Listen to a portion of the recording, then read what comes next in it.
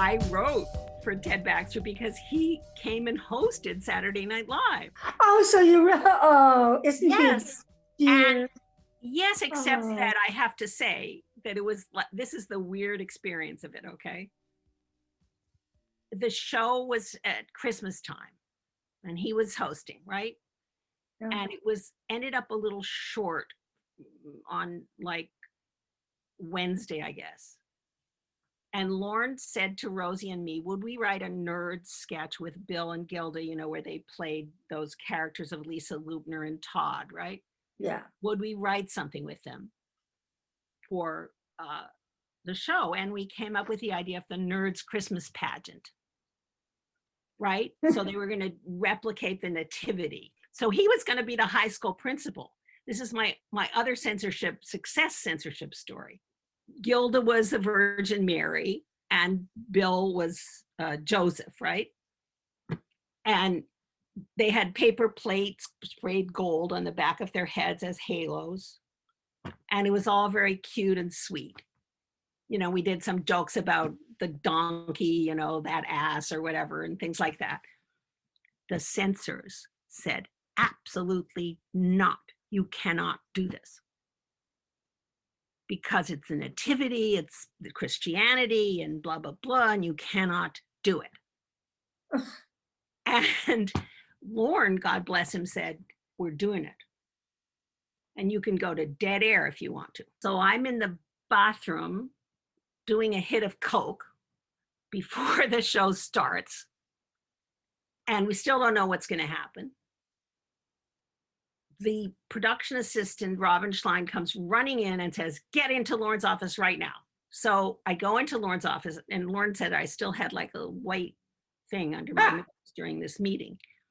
And the censor is there, Bill Clotworthy, and he has the head censor on the phone from Connecticut. And they are discussing possible changes to this sketch. They've finally broken down. The censor starts saying things like, the Virgin Mary cannot receive noogies. And I say, look, it's not the Virgin Mary, okay?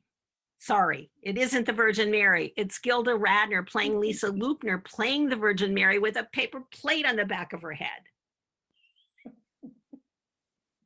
Like, talk about willing suspension of disbelief. And we have to like negotiate this thing. And there was a joke that we had where Bill said, oh, I personally never believed that dove story. I said, he can't say that. I said, what if he says I'm an agnostic and I never believed that? They said, okay.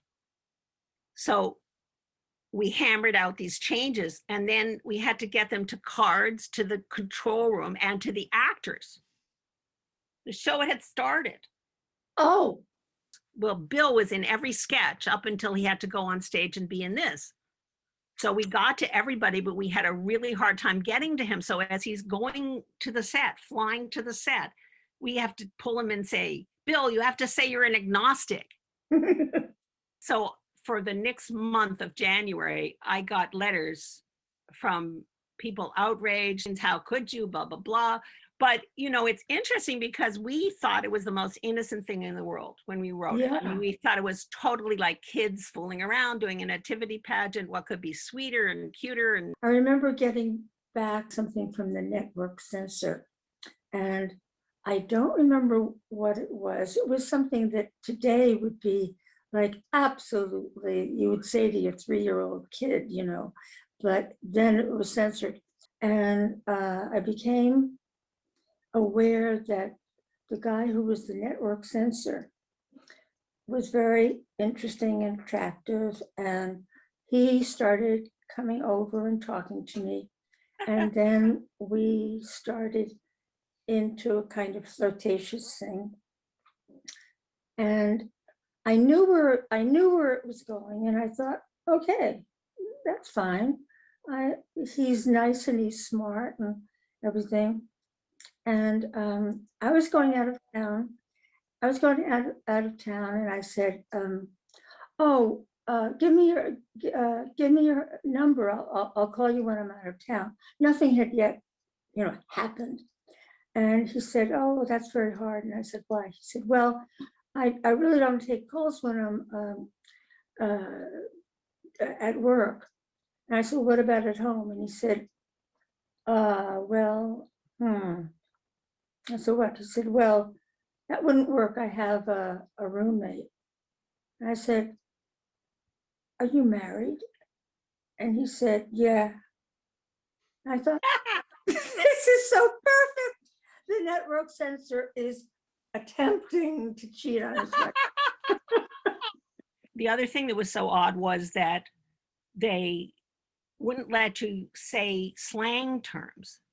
So in other words, you could say penis, but you couldn't say dick. And you could say, at one point, we wanted someone to say, do it. And they said, you can't say that. You can say, have sex with. Oh. And we were like, but no, that's not, it's not the same. Would you like to penetrate me vaginally? Yes, darling? exactly. Vis-a-vis Rhoda, I talk a little bit about getting characters in your head. Oh, yeah.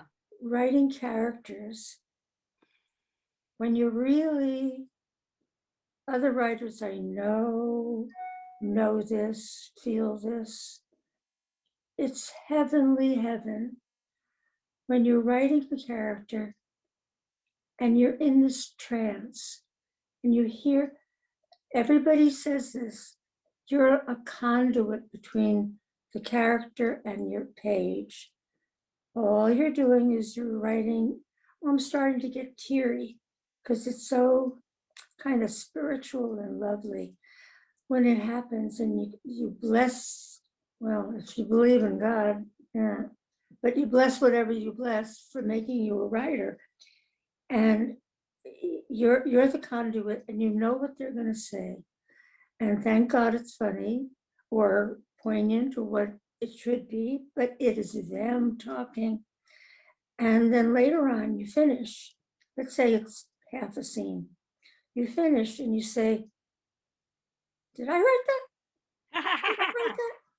And it's like, who wrote that? Did a gremlin?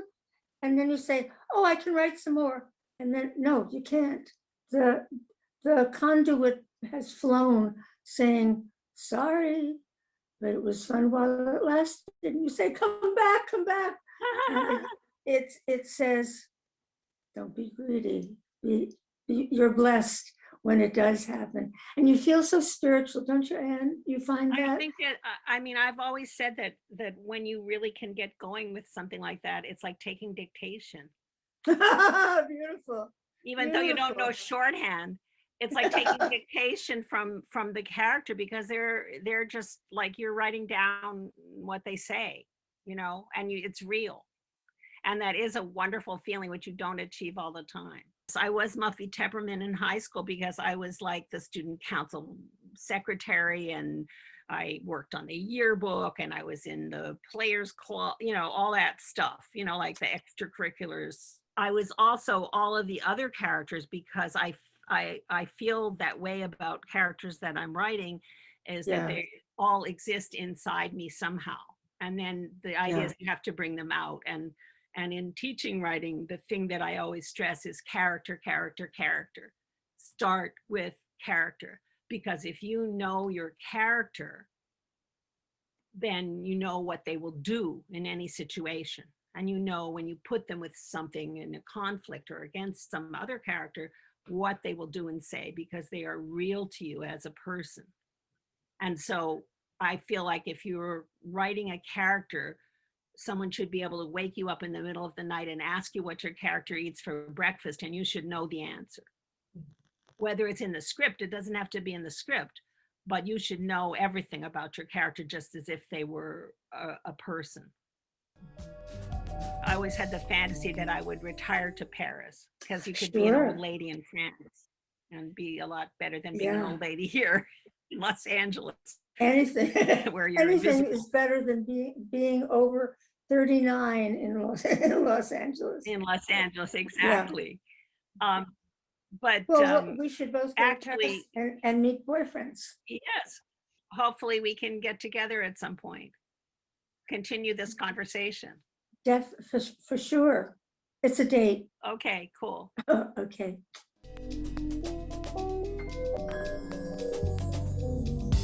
Bravo! Bravo!